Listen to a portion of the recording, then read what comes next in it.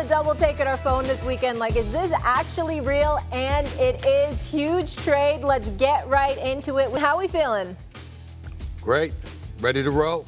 So the trade that's done the sports world. I feel real good.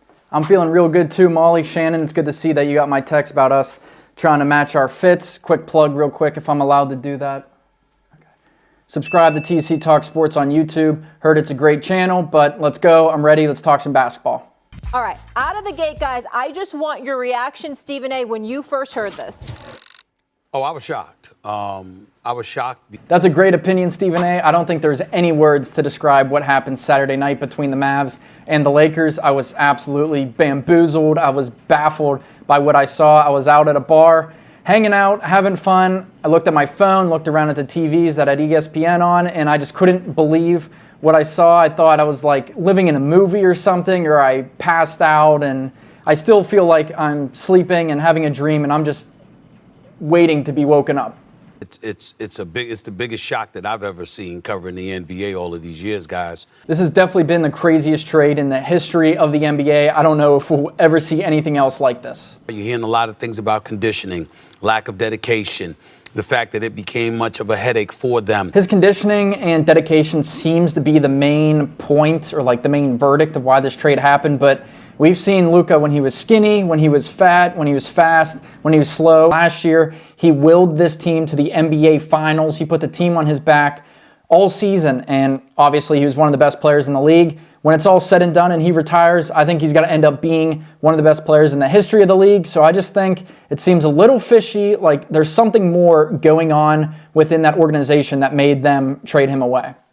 Shannon, do you realize by sending Luka to Los Angeles, he is no longer eligible for the Supermax? They've cost him over $100 million. There's so much more to this story. Kyrie, the ball's going to be in his hands. Him and Anthony Davis is going to be the cornerstones offensively. I didn't realize this part until like the day after or 2 days after the trade happened, that this is honestly a much bigger deal than what it's been shown to be. Him not being able to sign that Supermax contract and missing out on that much money, I mean, it just makes this situation 100 million times worse than what it actually is. I mean, there's just something going on in that organization that nobody else in the world knows besides maybe Luka and Nico Harrison. The fact that they moved on from him so they don't have to pay him that much money when he's still one of the best players in the league just doesn't make sense to me.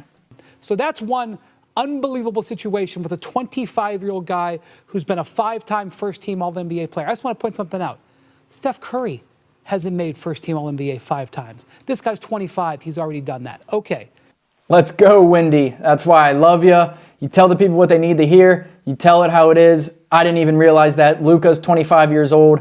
I'm 25, just to put that into perspective. But he has been proven 5 times in his career already that he is a top 5 player, if that's what you based those selections on. But, I mean, I said it earlier. He is, ever since he got drafted, he's been a top 5 player in the league. The fact that Steph Curry, one of the best players of all time, which he will go down as, hasn't even done that yet. And Luka is not even in his prime yet. He's still at the beginning of his career, really. That is just absolutely insane. How could you trade a player like that? I don't know.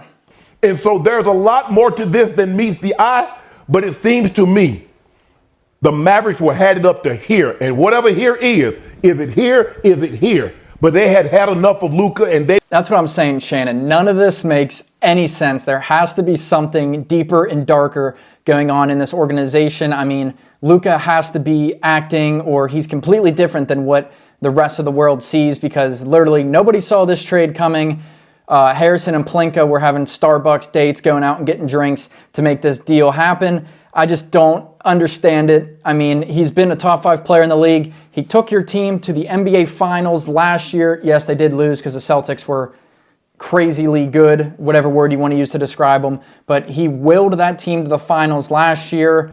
He's been an all-star, an all-NBA selection. He's probably going to be a Hall of Famer and one of the best players ever to play in the NBA, whether he wins a ring or not, which I don't think he'll do with the Lakers right now specifically.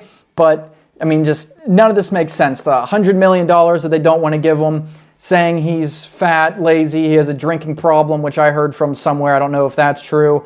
I mean, this blows my mind. It's the craziest trade in NBA history. Somebody just needs to make it make sense for me.